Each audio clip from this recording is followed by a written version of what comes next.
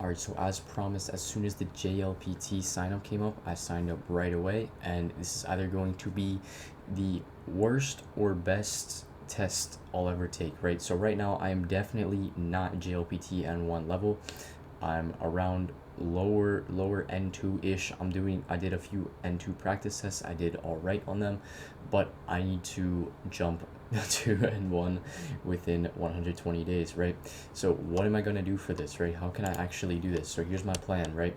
So if you know anything about the JLPT, it's split into the whole vocabulary section that's like 110 minutes, and then there's like a 55-minute listening section. So for the vocabulary stuff, right, for vocabulary, grammar, reading, I'm not going to be doing any more kanji study or meanings, right? I've seen basically all the Joyo kanji, right, just in reading. When I started out, I learned all of them, although not gonna lie, I did forget a lot of them. I forgot a lot of the readings, meanings, all that stuff, right? So I'm not gonna go back and study all the kanjis and meanings. Why? Because if you just do a heavy volume of reading, right, and you add words to the SRS, or I probably shouldn't have put words here. I probably should have put, well, I definitely should have put sentences, right? If you're doing the reading, especially like I read manga on my computer, I've got like a OCR where I can like take a photo of the line and then it just converts it to the text. I can make an Anki card, right? So heavy volume of reading and just adding words to the SRS, right? Reviewing them and stuff. And then just this one is honestly this just makes or break the entire thing for you, and that's just how much attention you actually pay to the sentences, right? Because it's one thing to be like, oh, okay, I wanna read this many characters, right? And then it's another thing to actually do it and then be like just not present at all, right? And at that point it's kind of a waste of your time. You're reading but you're not comprehending, right? You're not picking up the nuances of the context, right? Like the author put this sentence with this words in this order here for a specific reason, right? So you got to figure out, why is this here? Like, what's the context I'm seeing this in, right?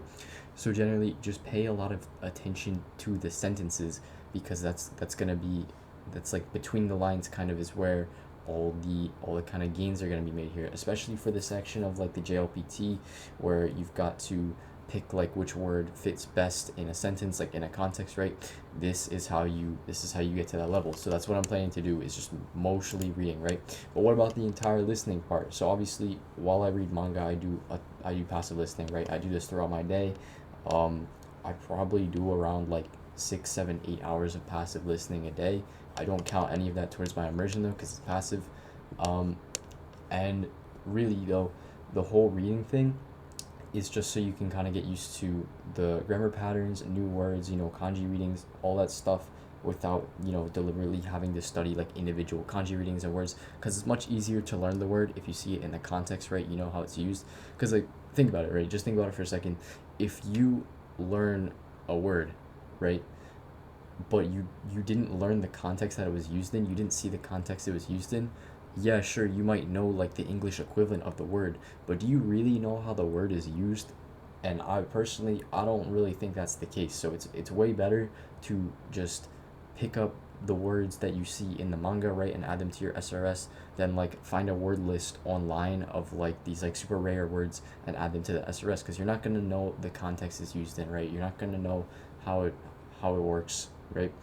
And then after that it's just going to be like I'm going to do like a pure like hard listening phase, comparing with subtitles, right? So if you have your doubts about what I'm doing, right, if this sounds stupid, right, I am the experiment, okay? Come back in 4 months when I take the JLPT if you have any doubts, right?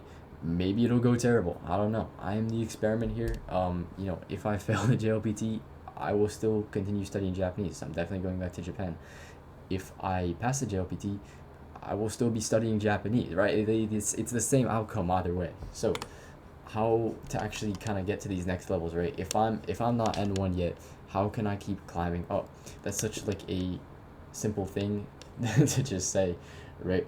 But if you think about it, Japanese learners in general, we are so spoiled with how much tools, content, media, all that stuff we get, right? Think about like Korean learners, for example, right?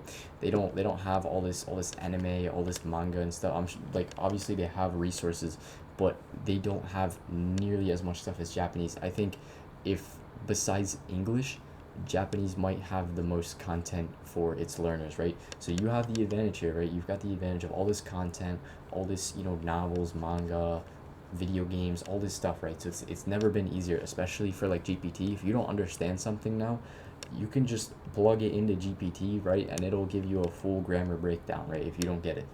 But yeah, really, the more you read, right, it's really just about how much you're reading and how focused you are while you're reading, right?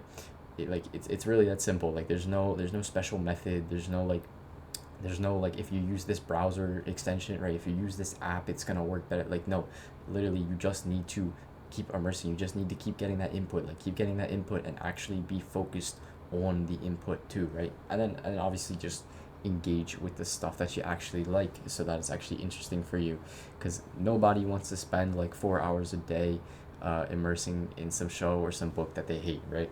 So that's all I got for y'all. That's how I'm gonna be preparing for this.